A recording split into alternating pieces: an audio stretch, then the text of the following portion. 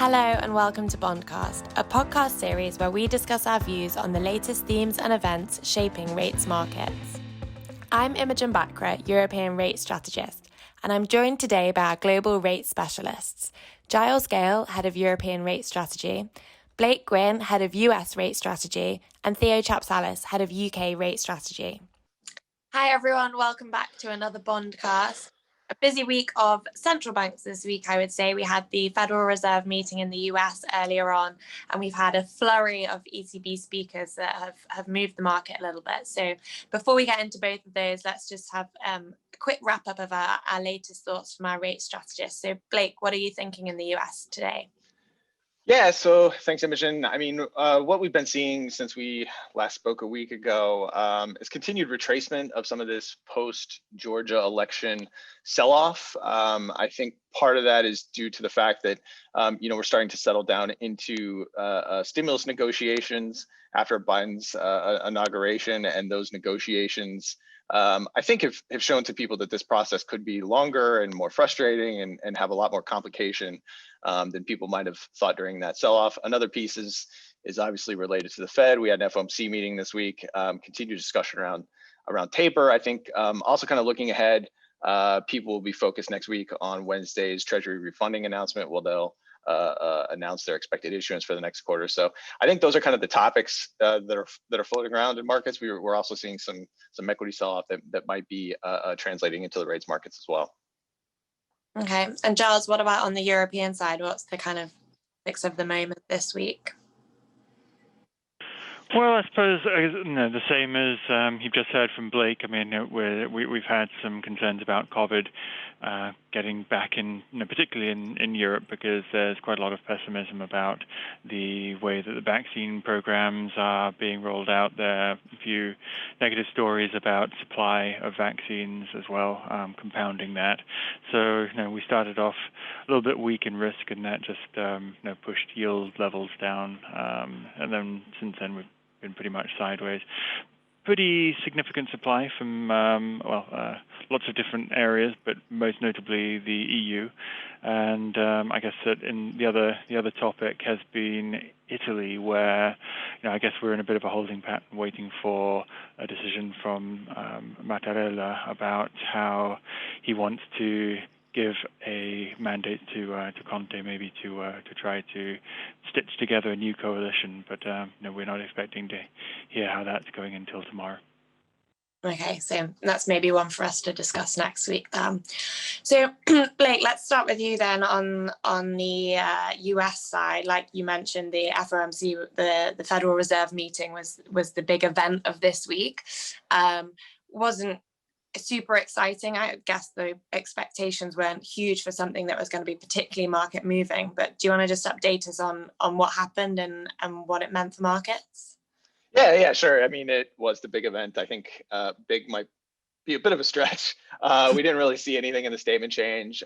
They, as expected, kept rates unchanged, didn't make any adjustments to the asset purchase program. And I think it, at least in terms of the press conference, it largely followed along comments that Powell made in a pretty extensive interview he did just prior to the FOMC meeting. So we had recently heard quite a bit from Powell. So I don't think there was really that much opportunity for surprise there, even though it was somewhat entertaining to hear him get repeatedly asked questions about some of the recent volatility we've seen in U.S. equity markets. So that was somewhat entertaining, if nothing else. I guess if I had to pick out a few tidbits from the press conference and what we learned yesterday, I did think it was notable that Powell is being very clear, I think, about how the Fed's essentially going to be looking through any kind of temporary bump or temporary bouts of inflation due to base effects or some short bursts of activity that we see as things start to get back to normal later this year. I think in some way this is just to help inoculate markets so that basically we won't overreact and spur some type of taper tantrum style event and start rapidly pricing in hikes if we get a few higher inflation prints this year. So I think they're just starting to really kind of hammer that message home. So when we do get those base effects come in and stuff, people don't, markets don't really overreact. He also continued to push back against, any pull forward of tapering or hike expectations. I think that was largely as expected. And I think also, this wasn't in the Powell press conference, but I thought it was at least somewhat notable that the New York Fed, at the same time as the FOMC statement, announced that they'd be ending their regular term repo finance offering. So this was, they were offering month-long financing to counterparties through these kind of weekly operations. So they've ended that. I don't think that it's necessarily a market-moving event. Nobody's really used that facility for several months, but I think it's notable because it does symbolize how the Fed's concerns around funding markets have basically flipped on their head over the last few months. If you remember back in September 2019, we had this big repo blowout where repo funding rates spiked very sharply. And then again, heading into March and April of 2020, with the outbreak of COVID, I think there was a lot of concern about funding markets from the Fed that basically rates would spike and go much, much higher and cause some type of financial stability risk.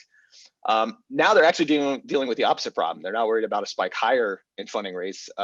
Funding rates are actually pushing lower and lower. We, had the SOFR repo benchmark this week drop down to 3 basis points in the last few days. So, really now they're worried about losing control to the downside.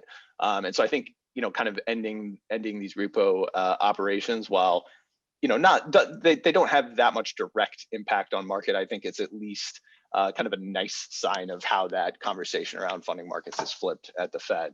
And I think that's about it, really. I mean, a lot of the other stuff, as I said, was largely a repeat from the interview that he did several weeks ago.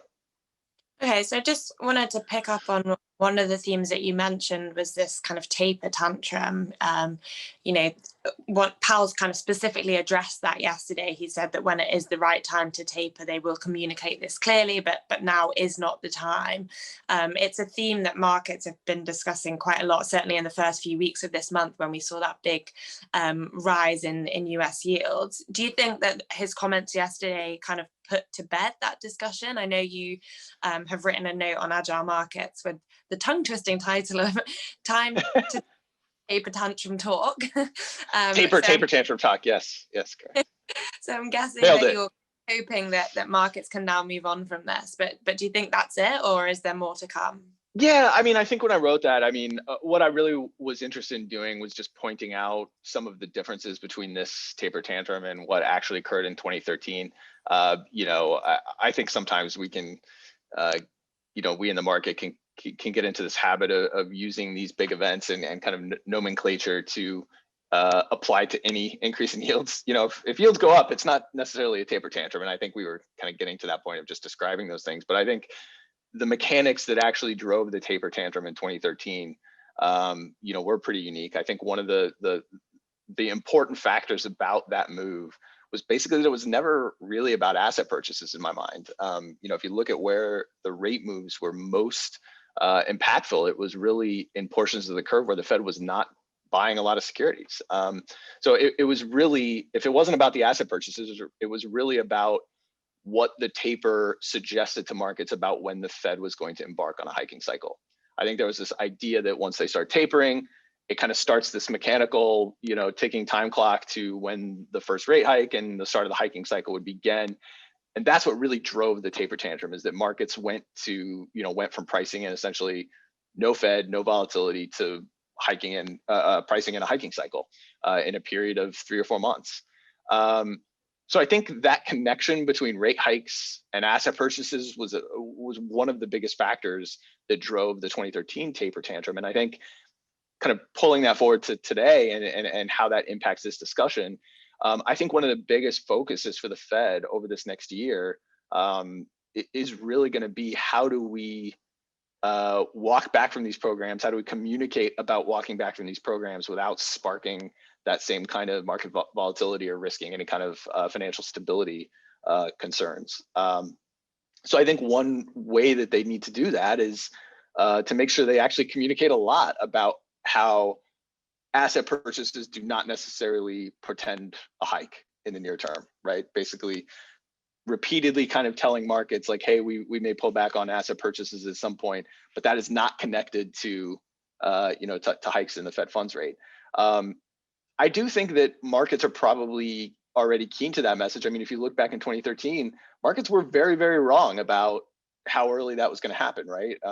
This kind of assumption that they were going to taper asset purchases and then immediately after there was going to start this hiking cycle. The hiking cycle ended up being, years after the actual taper started. So there was this big gap. And I think markets, having been wrong in 2013, maybe coming into this one, are already kind of primed to put some distance between a taper and hikes. So maybe we don't have that same kind of price action, but I think still the Fed is going to be very, very careful and very diligent, and it's going to be a big focus this year in how they're going to communicate that taper without causing everyone to immediately start pricing in, a hiking cycle.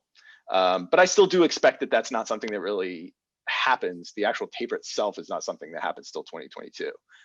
But I do think the more they kind of batter markets with this message of, hey, we may pull back on asset purchases, but we're going to remain at low rates for a very long time until we're satisfied with where inflation's at under our new flexible average inflation targeting regime. Okay, so communication really will be key for them. Yeah, absolutely. Switching over to Europe then, we've had a lot of communication, if you like, from ECB members this week, and actually we've almost had the kind of opposite message that we're nowhere near to it. Not that the Federal Reserve is saying that they're close to a taper either, but we're clearly talking or biased towards further easing in Europe rather than less easing, or at least that's the message that the markets have kind of interpreted from the speeches and the interviews this past week. Giles, can you kind of summarize what's actually happened and what we're thinking about it from here, and where we think the market might have perhaps overinterpreted what has been said? Yeah, well, I was just going to start by saying that I really, really look forward to the day that we can do a deep dive on the Bund tantrum and draw parallels, and people are going to find that interesting. But we're so far from that at the moment that as you say, it really seems like the pressure point that was discovered by Bloomberg this week was, I guess, as I said in my initial comments, it seems like people are losing a little bit of confidence about this recovery at the minute. That's the direction of travel of this week at the very least. And while I think that markets had been sort of progressively pricing out the possibility that the ECB could cut rates over the course of, say, the next year or so, there was an interview with Klaas Knot, who is the governor of the Central Bank of the Netherlands, and he's got a bit of a name, as a good Dutchman, as being quite hawkish, and he said that there is still room to cut rates, and that was picked up. I can't remember exactly how on the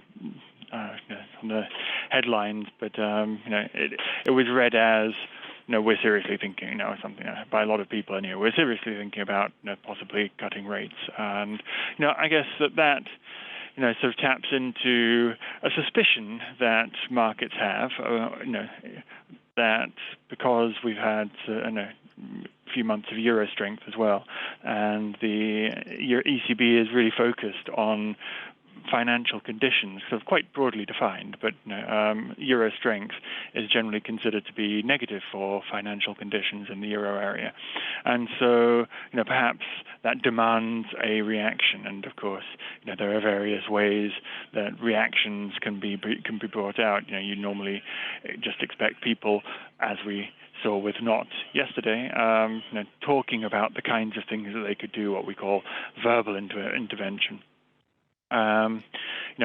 Frankly, this kind of annoyed us. We read it as a bit of a non-story. Fake news, if you like. It was Klaas Knot's comments were basically a continuation of the line that has been, the ECB's for months now. Really, Lagarde in the press conference 2 weeks ago pretty much summed up, I think, the way that they want to communicate markets, and of course they want people to believe that they can do everything. And what she said at the time was, all instruments can be adjusted, and nothing is off the table. And I mean, there was just continuation of that, really. It was followed up by a fairly sort of empty story pretty quickly by Bloomberg, who once again seems to have identified that there was a bit of a pressure point and demand for more color from the markets. Very clever like that. But that didn't seem to us like there was a lot of extra content there. Yeah, I think that's right. I think it's really all about the ECB just kind of retaining that optionality that rates can go lower, but it's not to say that they're seriously thinking about lowering rates anytime soon. You mentioned about financial conditions and, of course, how the euro plays into that. The message really from the January meeting from Lagarde was that financial conditions is now going to be their compass, her words, not mine, towards their anchor of price stability. So, we worked together this week looking at what they could be thinking about when they're thinking about financial conditions, and how they might be looking at this. Can you just run us through, I guess, what the main conclusions of that were about how financial conditions look now in the euro area, and what that means for policy going forwards? I certainly can, and in doing so, I can take credit for your work, Imogen. Basically, the financial conditions, I mean, there are lots of things that go into, and one of the things that Lagarde was very careful to make as clear as possible, and I guess maybe the markets just didn't really get the message in the way that she was looking for it. And she kept talking about having this holistic view and really taking into account a very wide range of indicators, whereas the markets, simple things, they just see the euro going up and think that there might be a problem. I mean, the real conclusion from the work that we did this week, to sort of bring together lots of different indicators that we think that the ECB will be looking at, was that they should be pretty confident about where they've managed to get financial conditions. And of course, things can go wrong. But at the moment, in spite of the strong euro, financial conditions look really, really quite easy. And so, there's no clear sort of trigger to act here at all. And actually, I think one of the things that needs to be highlighted, and it was highlighted, for example, in the account of the meeting, basically the ECB's minutes, where where they were talking about the euro. And of course, it's very obvious once you realize, but the euro is only going up because, or it was only going up at the end of last year because there was more recovery momentum and more optimism out there. And of course, the two things act in different directions when you think about what you want to do with rates. Okay, I mean, the recovery momentum kind of implies that you're probably thinking less about rate cuts, whereas on the other hand, and it's frankly secondary to that, if that is pushing the euro up, then that in a sense is a quality problem from the ECB's perspective. So they're not pushing in the same direction at all, and I think that is something which is not being discussed enough. I guess that's important as well from the perspective that we think about it in terms of bond yields and things like that. If financial conditions are relatively easy right now, and their job is about preserving them rather than making them any easier, if rates are to rise because of this confidence around the global recovery, supported by the vaccine rollout, etc., then actually they're probably more willing to tolerate a slightly higher level of rates than where we are now. Quite right, because it's real rates that matter, and this is another thing that's often missed. But you put real rates into the mix, and that also is supportive for financial conditions. And one of our key views for this year, it's not the subject for today, but one of our key views is that inflation risks are skewed to the upside, and if that continues to be a theme that markets sort of tap into, then you'll see real rates, that is, nominal rates adjusted for inflation, staying stable, possibly even falling a bit, and that's not going to be bad for financial conditions either.